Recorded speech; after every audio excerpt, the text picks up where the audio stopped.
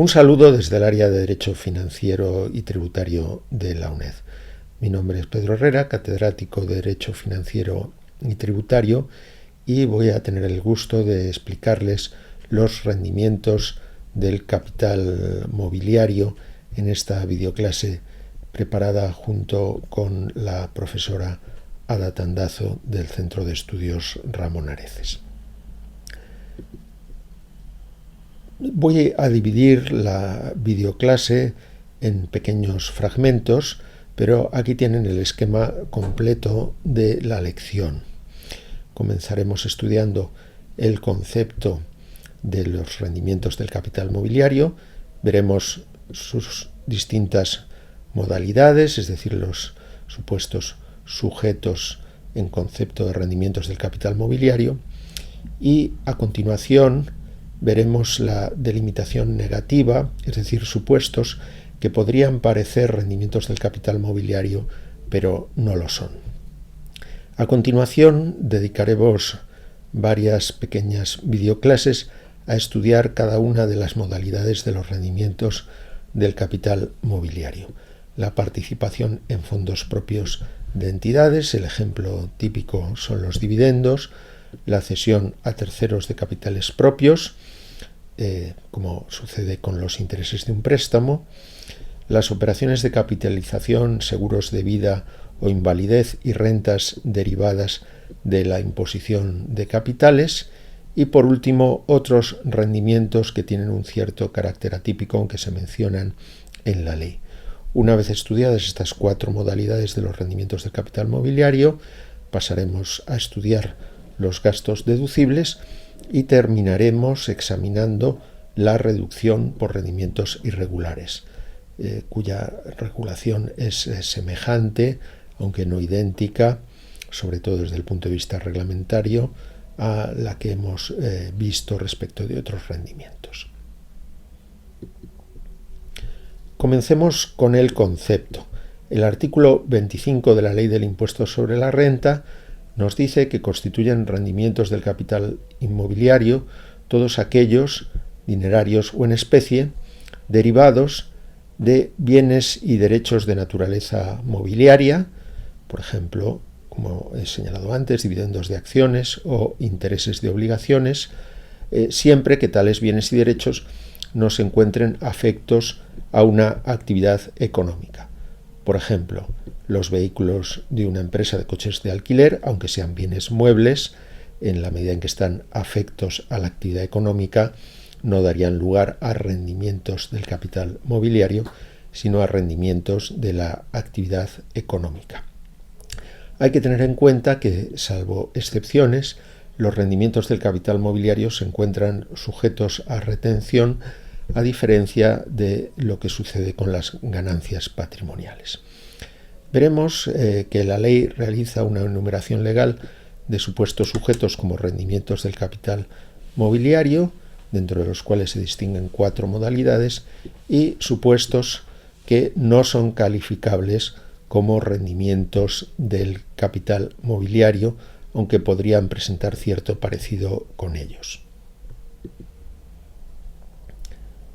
Veamos de manera somera cuáles son esos supuestos sujetos, es decir, las modalidades de rendimientos del capital mobiliario.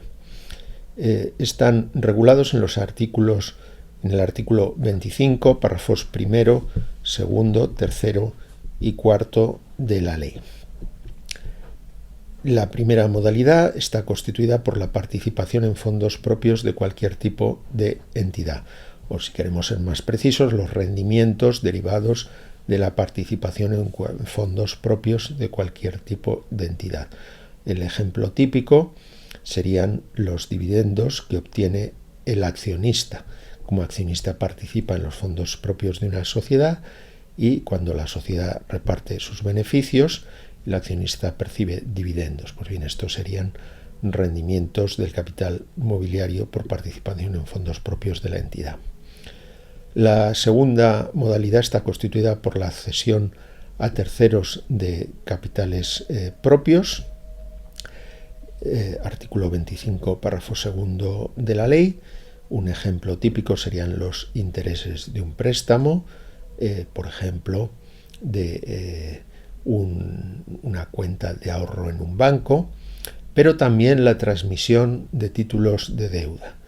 Si he suscrito obligaciones de una entidad, títulos de deuda, y los transmito, esa operación va a dar lugar a rendimientos del capital mobiliario en concepto de cesión a terceros de capitales propios. No sería, por tanto, una ganancia de patrimonio. El tercer bloque, que presenta cierta complejidad, se describe por la ley como operaciones de capitalización, rendimientos derivados de contratos de seguro de vida o invalidez y rentas derivadas de la imposición de capitales.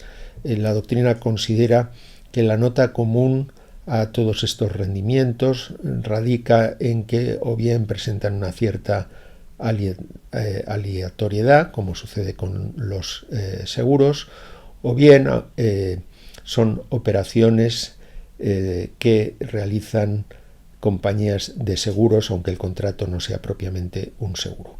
El ejemplo sería la renta vitalicia derivada de la imposición de un capital.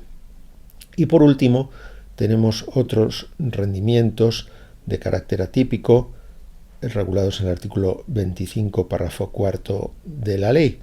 Por ejemplo, los rendimientos que percibe el arrendatario por un subarriendo, no los que percibe el propietario, porque estamos hablando de un subarriendo de un bien inmueble.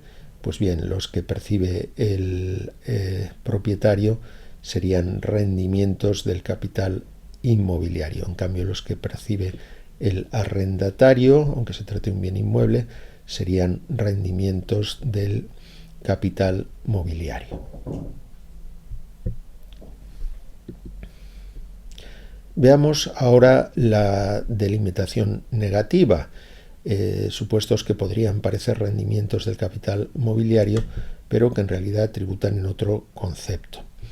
La ley nos indica que no tendrán la consideración de rendimientos del capital mobiliario la contraprestación obtenida por el contribuyente por el aplazamiento o fraccionamiento del precio de las operaciones realizadas en desarrollo de su actividad económica habitual.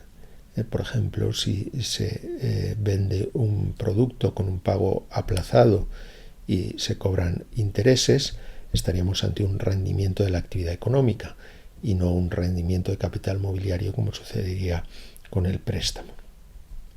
Por otra parte, la distribución de la prima de emisión de acciones cotizadas, cuando no exceda del valor de adquisición, no va a tributar como rendimiento del capital mobiliario, sino que va a disminuir el valor de adquisición. Pero de esto nos ocuparemos con más detalle al analizar esta modalidad de rendimientos del capital mobiliario. Veamos ahora algunos supuestos de operaciones que no tributan o están exentos. No tributa el incremento de valor de activos representativos de la captación y utilización de capitales ajenos que se ponga de manifiesto por el fallecimiento del titular. Es decir, si una persona ha suscrito obligaciones, títulos de deuda, y cuando fallece esas obligaciones han aumentado de valor, estaríamos ante un supuesto de transmisión de títulos de deuda que daría lugar a un rendimiento del capital mobiliario.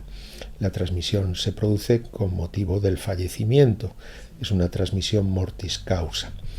Pues bien, la ley señala que estos importes, o más que importes, estos incrementos del valor de las obligaciones, que tributarían como rendimientos del capital mobiliario, no van a tributar. Y lo hace por coherencia con el tratamiento de la llamada plusvalía del muerto, es decir, los incrementos de patrimonio de una persona que se ponen de manifiesto como consecuencia de su fallecimiento. Pues bien, esas ganancias de patrimonio no tributan y coherentemente tampoco va a tributar el incremento de valor del que han sido objeto las obligaciones, que según la ley no tributa como ganancia de patrimonio, sino rendimiento del capital mobiliario.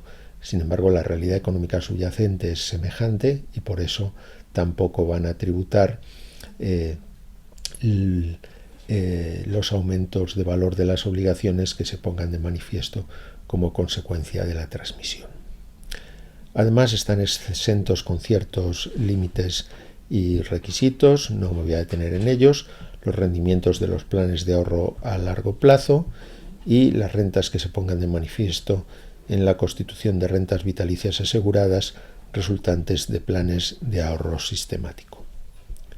Con esto concluimos esta primera videoclase relativa a los rendimientos del capital mobiliario.